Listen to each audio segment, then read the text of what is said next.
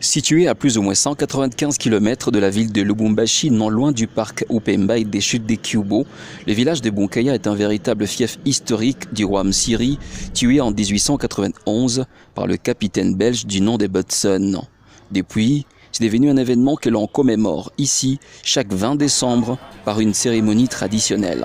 En termes de vestiges, plusieurs sites de mémoire et lieux témoignent encore de ce fait. C'est notamment le cimetière des notables et personnalités de la chefferie qui se trouve aux côtés du cimetière royal où sont inhumés tous les Bami qui se sont succédés à la tête de la capitale de Bayeke. Depuis une décennie, c'est Sa Majesté Mwenda Bantu Munongo Godefroy Junior qui préside aux destinées de Bunkaya en tant que descendant de la lignée de Msiri.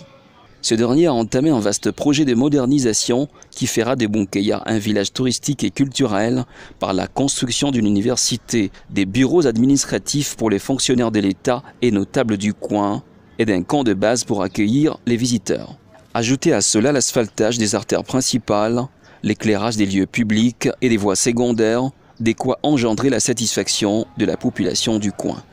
Je vois qu'il y a eu un grand développement sur le plan des infrastructures, notamment. J'ai vu des routes, les grandes avenues sont asphaltées, c'est déjà ça. Sur financement, je crois, du grand chef, le Mwami, Godefroy Munongo, que je tiens à féliciter en passant. Mwami a fait de grandes choses ici, hein. À Bunkaya, il a construit une université. Il y a beaucoup de projets, je vois ça dans des vidéos, tout ça. Des reportages, il a doté des véhicules à ses collaborateurs. En tout cas, c'est très grandiose. Mwami anafanya vitu mwa binene sana. Anaenga universite, bantu banatoka mafasha kwa chana wako fundo kwa universite ya Bule. Banakuri ya Bule, banalala Bule, baetudia bamingi. En tout cas, tunamremercier ça anafanya vitu binene. Bunkaya n'est plus Bunkaya d'antan. Pour le moment, nous aspirons vraiment, nous croyons que ça évolue, c'est déjà vers une cité, une ville, et les histoires évoluent vraiment, et à une très grande vitesse. Pour la toute première fois, Bunkaya se voit doté d'une station de radio qui arrose à plus de 150 km² et d'un institut supérieur dénommé Msiri Ier. Dès lors, s'ouvre un vaste chantier de construction.